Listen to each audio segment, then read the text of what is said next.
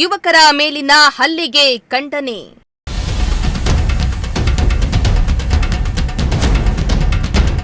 ತಿಪಟೂರು ಬಂದ್ ಮಾಡಿ ಕಾರ್ಯಕರ್ತರ ಆಕ್ರೋಶ.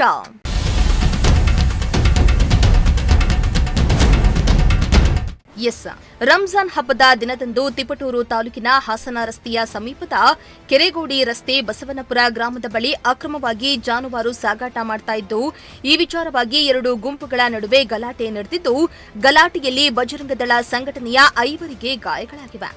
ಈ ಘಟನೆಯಿಂದ ತಿಪಟೂರಿನಲ್ಲಿ ಆಕ್ರೋಶ ಭುಗಿಲೆದ್ದಿದ್ದು, ಇಂದು ತಿಪಟೂರು ಬಂದ್ಗೆ ಹಿಂದೂ ಸಂಘಟನೆಗಳು ಕರೆ ನೀಡಲಾಗಿತ್ತು.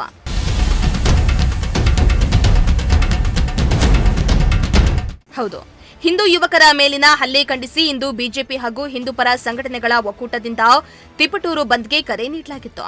ತಿಪಟೂರು ಬಂದ್ಗೆ ನಗರದಲ್ಲಿ ಉತ್ತಮ ಪ್ರತಿಕ್ರಿಯೆ ವ್ಯಕ್ತವಾಗಿತ್ತು. ನಗರದ ವ್ಯಾಪಾರಿಗಳು ಸ್ವಯಂ ಪ್ರೇರಿತವಾಗಿ ಅಂಗಡಿ ಮುಂಗಟ್ಟುಗಳನ್ನು ಮುಚ್ಚಿ ಬಂದ್ಗೆ ಬೆಂಬಲವನ್ನ ನೀಡಿದ್ರು. ಇನ್ನು ಪ್ರತಿಭಟನೆಯಲ್ಲಿ ನೂರಾರು ಮಂದಿ ಹಿಂದೂ ಕಾರ್ಯಕರ್ತರು ಭಾಗಿಯಾಗಿದ್ದು ಆಕ್ರೋಶ ಹೊರಹಾಕಿದ್ರು.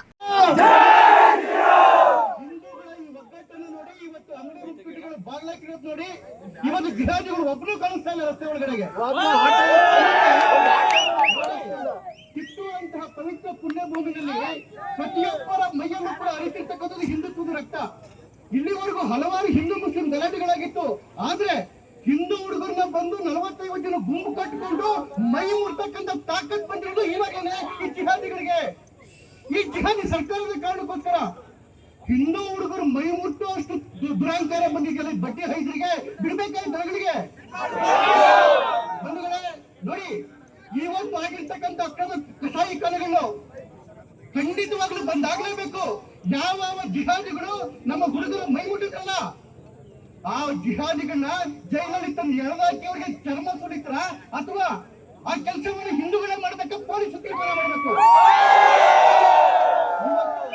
ನೋಡಿ, ಈ ಜಿಹಾದಿ ಸರ್ಕಾರದಲ್ಲಿ ಹೆಂಗಾಗಿದೆ ಅಂತ ಹೇಳಿದ್ರೆ, ಹಿಂದೂ ಹುಡುಗರು ಸ್ಟೇಷನ್ಗೆ ಕಂಪ್ಲೇಂಟ್ ಕೊಡಕ್ ಹೋದ್ರೆ, ಗೋಪಾಲಕರು ಸ್ಟೇಷನ್ಗೆ ಕಂಪ್ಲೇಂಟ್ ಕೊಡಕ್ ಹೋದ್ರೆ ಆ ಪೊಲೀಸ್ ಲಾಠಿಗೆ ಆಗ್ಲೂ ದುರಂಕಾರ ಬಂದಿದೆ.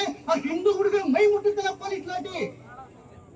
ಆ ಪೊಲೀಸ್ ಲಾಠಿಗೆ ಎಚ್ಚರ ಕೊಡ್ತಿದ್ದೀನಿ, ಇನ್ನು ಕೇವಲ 2 ವರ್ಷ ಮ್ಯಾಕ್ಸಿಮಮ್, ಆಮೇಲೆ ನಮ್ದೇ ಸರ್ಕಾರ ಬರುತ್ತೆ.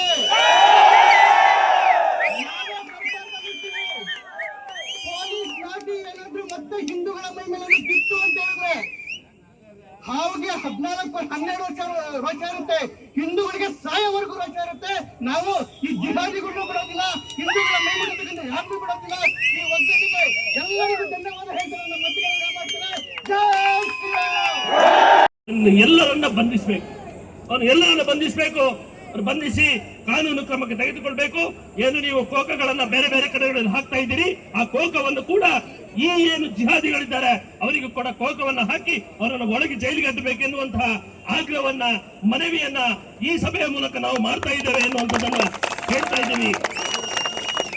ಮತ್ತು ಇಲ್ಲಿ ನಡೆಯುತ್ತಿರುವಂತಹ ಸರ್ಕಾರಕ್ಕೆ ಮತ್ತೆ ನಾವು ಆಗ್ರಹವನ್ನ ಮಾಡ್ತೇವೆ. ಇವತ್ತು ಏನು ಅಕ್ರಮ ಮಸೀದಿಗಳಿದೆ, ಇಲ್ಲಿರುವಂತಹ ಜಿಲ್ಲಾಡಳಿತ ಇರಬಹುದು, ಇಲ್ಲಿರುವಂತಹ ಉಸ್ತುವಾರಿ ಸಚಿವರುಗಳು ಇರಬಹುದು, ನೀವೊಮ್ಮೆ ಯೋಚನೆಯನ್ನು ಮಾಡಿ. ಇಲ್ಲಿ ಏನು ಅಕ್ರಮ ಮಸೀದಿಗಳಿದೆ, ಅಕ್ರಮ ಕಸಾಯಿಖಾನೆಗಳಿದೆ, ಅದನ್ನೆಲ್ಲವನ್ನ ನಿಲ್ಲಿಸುವಂತ ಕೆಲಸವನ್ನ ನೀವು ಮಾಡಬೇಕು. ಮತ್ತೆ ಮತ್ತೆ ತಿಪಟೂರಿನ ಹಿಂದೂ ಸಮಾಜ ಈ ರೀತಿಯಾಗಿ ಇದು ಸಾಂಕೇತಿಕ ಹೋರಾಟ. ಈ ನೀವು ಸಾಂಕೇತಿಕ ಹೋರಾಟದಲ್ಲೇ ನಾವು ಇಷ್ಟು ಜನ ಸೇರಿದ್ದೇವೆ ಅಂತ ಹೇಳಿದ್ರೆ, ಮುಂದಿನ ದಿನಗಳಲ್ಲಿ ನೀವು ಈ ರೀತಿಯಾಗಿ ಮುಂದುವರಿದ್ರೆ ಇಡೀ ತಿಪಟೂರಿನಲ್ಲಿರುವಂತಹ 3 ಲಕ್ಷ ಹಿಂದೂ ಸಮಾಜ ರಸ್ತೆಗಿಳಿದು ನಿಮ್ಮನ್ನ ಯಾವ ರೀತಿಯಾಗಿ ಇಲ್ಲಿಂದ ಒದ್ದೊಡಿಸ್ಬೇಕಂತ ನಮ್ಗೆ ಗೊತ್ತಿದೆ. ಅದಕ್ಕೋಸ್ಕರ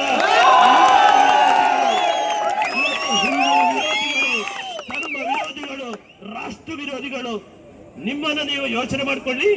ಮತ್ತೆ ತಿಪಟೂರಿನಲ್ಲಿ ಶಾಂತಿ ನೆಲೆಸುವಂತ ಕೆಲಸವನ್ನ ಪೊಲೀಸ್ ಇಲಾಖೆ, ಸರ್ಕಾರ, ಜಿಲ್ಲಾಡಳಿತ ಇದನ್ನು ಮಾಡಬೇಕೆನ್ನುವಂತಹ ಮನವಿಯನ್ನು ಮಾಡ್ತಾ ನನ್ನ ಮಾತುಗಳನ್ನು ಮುಗಿಸ್ತೇನೆ. ಜೈ ಶ್ರೀರಾಮ್. ಇನ್ನು ತಿಪಟೂರಿನಲ್ಲಿ ನಡೆಯಲಿರುವ ಪ್ರತಿಭಟನೆಯಲ್ಲಿ ಭಾಗಿಯಾಗಲು ರಾಷ್ಟ್ರ ರಕ್ಷಣಾ ಪಡೆ ಮುಖಂಡ ಪುನೀತ್ ಕೆರೆಹಳ್ಳಿ ಸೋಮವಾರ ಸಂಜೆ ತಿಪಟೂರಿನ ಕಡೆಗೆ ಹೊರಟಿದ್ದು, ನುಗ್ಗೇಹಳ್ಳಿ ಸಮೀಪ ಪೊಲೀಸರು ಅವರನ್ನ ತಡೆದಿದ್ದಾರೆ. ಅಲ್ಲದೆ ಪುನೀತ್ ಕೆರೆಹಳ್ಳಿಗೆ ತಿಪಟೂರು ನಗರ ಪ್ರವೇಶಿಸಲು 2 ದಿನ ನಿರ್ಬಂಧ ವಿಧಿಸಲಾಗಿದೆ. ಇತ್ತ ತಿಪಟೂರು ಬಂದ್ ಹಿನ್ನೆಲೆ ಅಹಿತಕರ ಘಟನೆ ನಡೆಯದಂತೆ ಬಿಗಿ ಪೊಲೀಸ್ ಬಂದೋಬಸ್ತನ್ನ ಏರ್ಪಡಿಸಲಾಗಿತ್ತು. ಕಿರಣ್, ಪ್ರಜಾಶಕ್ತಿ ಟಿವಿ, ತಿಪಟೂರು.